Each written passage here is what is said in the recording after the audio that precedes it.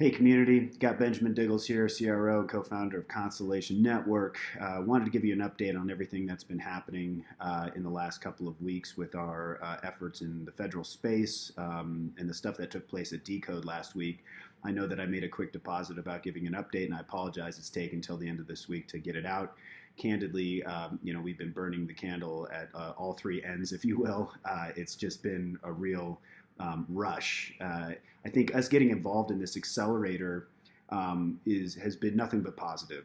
That said, it has been a lot because it is an accelerator. It's an accelerated program really focused on bridging the gap between us as an emerging technology with agencies in the federal space that are looking to absorb this type of technology.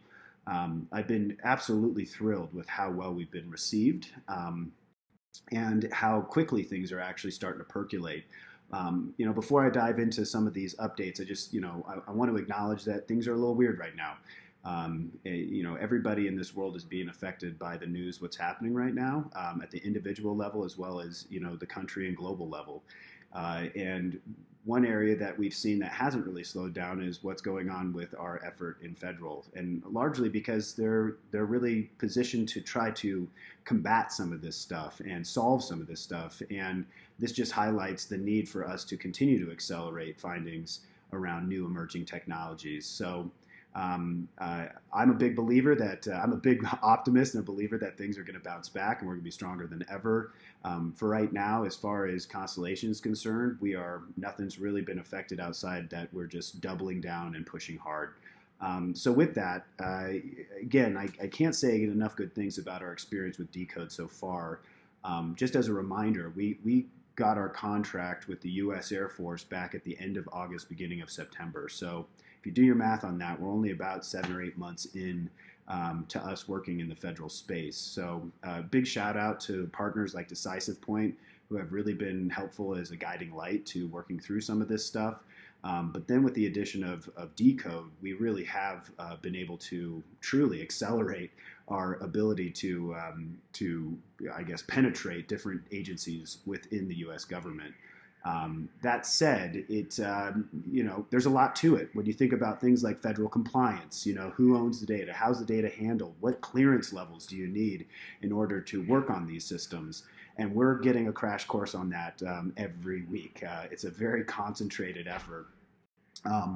So as far as an update, I'll start with kind of what happened at Dcode last week, which in my career was one of the most magical yet intense experiences I've ever gone through.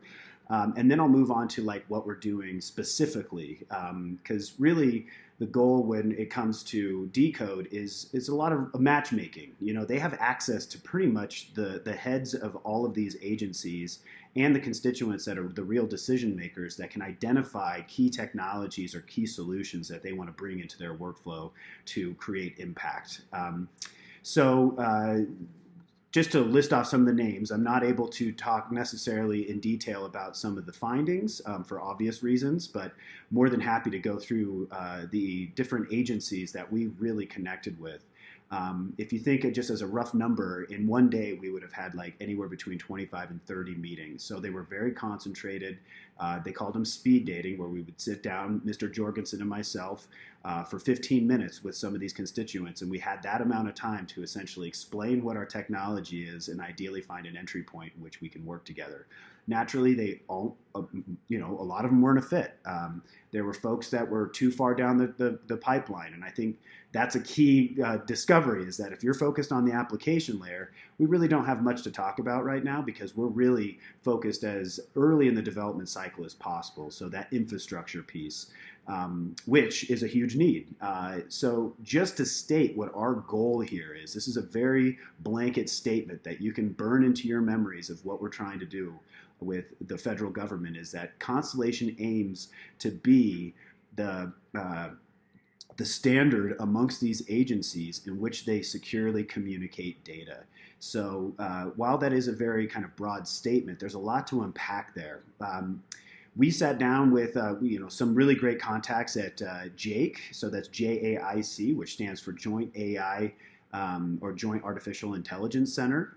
That's really kind of the hub that's focusing on accelerating the findings of and possibilities of artificial intelligence within the federal government.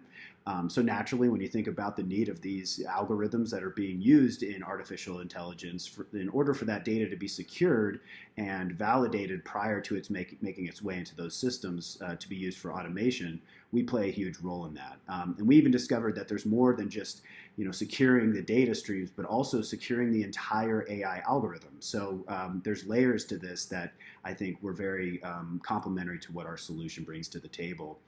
We met with folks at the Department of Homeland Security, much like if you've seen that Doug video, a lot of his constituents we connected with.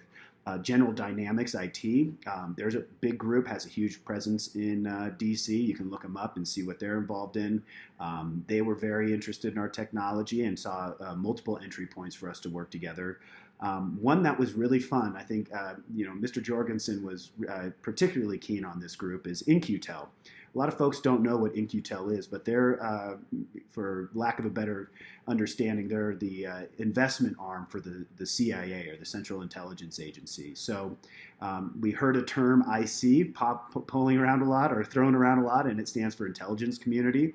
And naturally, when you think about the different classification levels that really come into play around the data creators and the data consumers, and everybody being orchestrated in a network, it can be really troublesome to start to transmit communications or data when there are certain people that are in the network that have the need to know or don't have the need to know, and that's just kind of a bare fundamental use case that explains like the complexities of orchestrating big data amongst many different constituents within a different classifications network. We also met with a lot of folks from the United States Air Force, a lot of great contacts that, frankly, one of them was a one-star general. So for those that don't know much about the military, such as myself, I came to learn that's a really big deal. I mean, these people are kind of at the upper echelon. And have a lot of impact and influence. And so this gentleman was the head of multi-domain command and control. So that meant a lot to me, being the guy that wrote the proposal to get us into this program or get us into the government. That was one of the key people I wanted to meet with. He informed me that they actually have up-leveled the term, so it's no longer multi-domain command and control. It's JICC, Joint Integrations Command and Control. So yeah, it was great. Really hit it off with him. And he also is the head of what is called AFWIC, another big target for us, which is the Air Force War Fighting Integration Capabilities Group. And so they're very interested in our stuff, and like getting a chance to spend time with folks at this level and really push a narrative is such a treat. And having them react and get excited. This one-star general gave me his personal phone number on the spot. So it just shows you the excitement they had. And Mr. Jorgensen had a chance to spend some extended time with him and his colleagues and really sold them on this big vision of a neural network, which is not for the faint of heart, but he did a wonderful job explaining the art of what's possible with a technology that almost seems like magic. And so it's just been awesome. And so we have plenty of follow-ups to do with that group, and they are actually going to be playing a role in some of the efforts that I'm going to disclose here in a moment.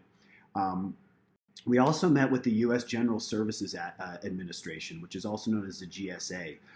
These are folks that really are the layer that help better allow Americans to perceive the services that are being generated by the government. So it's the bridge between what's happening with the government and the civilian layer, which is a little bit different than DoD, which is largely defense.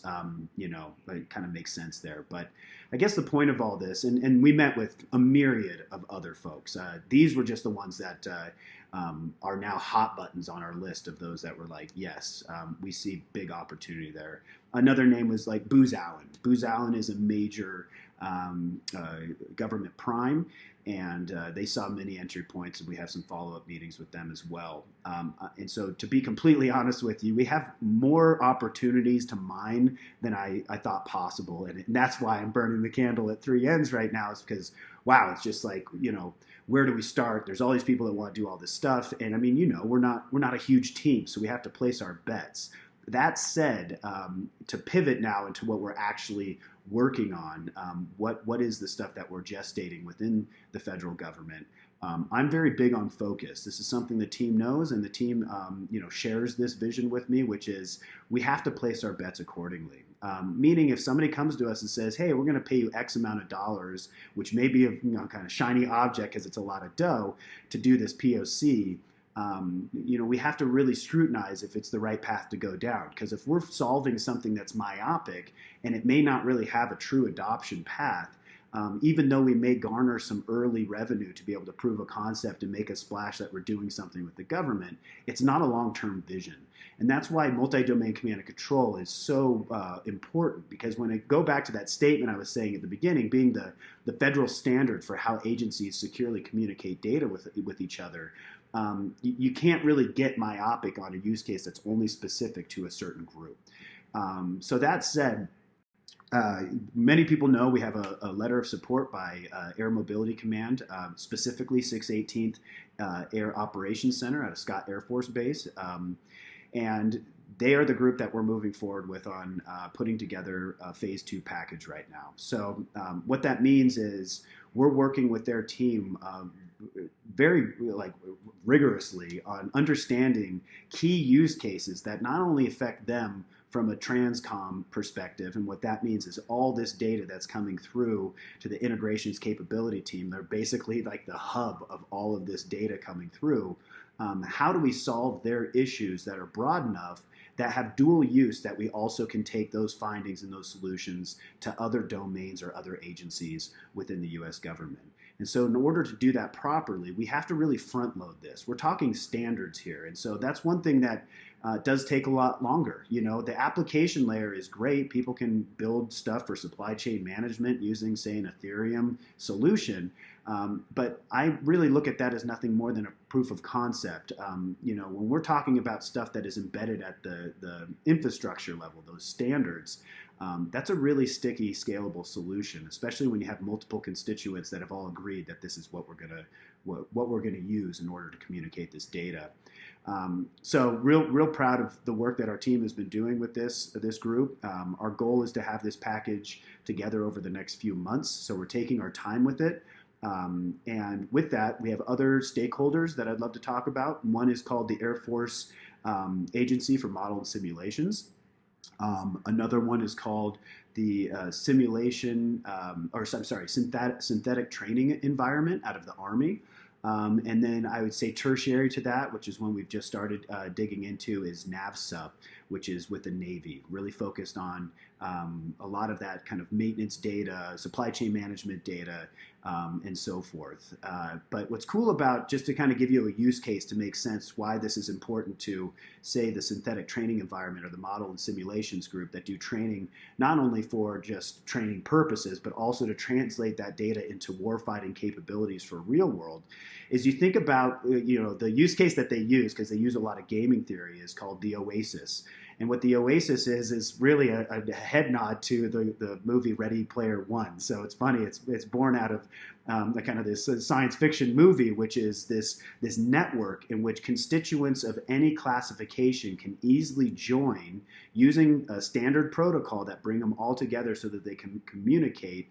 And those that have clearance levels and those that don't can see certain things or can't within real time. So imagine you're in this synthetic training environment amongst other constituents, and there's certain classifications where I'm not allowed to see maybe future capabilities, and others are. Well, the network would handle all of that within real time instead of them having to do a lot of preloading in order to approach the simulation. And furthermore, there's certain licenses and software and all this stuff that make up this simulation that in order to deploy, there's a lot of procurement involved to getting these licenses for those that are going to pay for this experience. And they were really excited about the idea. This was their idea, which is another tip of the hat to why the government is really understanding distributed ledger, is what if we could just do micropayments for those that utilize those different software licenses in the moment versus it having to be something that's procured and bundled and, and so forth. So I know that I'm covering a lot here. This stuff is not for the faint of heart, but we're in a really great spot, and it's just all about relationships right now. I strongly believe that it doesn't take a whole lot of work for us to sit down with the right people for them to understand what we do. And the reason why is because they've been looking for this. There's been a need for this for a long time. And so it's a very humbling experience, and I'm very proud of our team and our ability to execute against these relationships. But we're in the trenches right now, and we're not in the clear. Just because I'm working on this phase 2 package doesn't ensure that it's going to get funded. That's why these relationships with these one-star generals really matter, because we want to get the right blend of constituents across different agencies to say, yes, this is what we're doubling down on, and we now have those names of those stakeholders. It's now just a matter of executing. So I wanted to give you an update. I'm really excited. There's so much to share. There's things I'm not allowed to talk about for obvious reasons. We're going to have more updates here soon, but I just wanted to give you an update. Everybody have a wonderful weekend, and stay safe out there, and be positive, and just know that we're going to get through this every step of the way. All right. Love you, fam.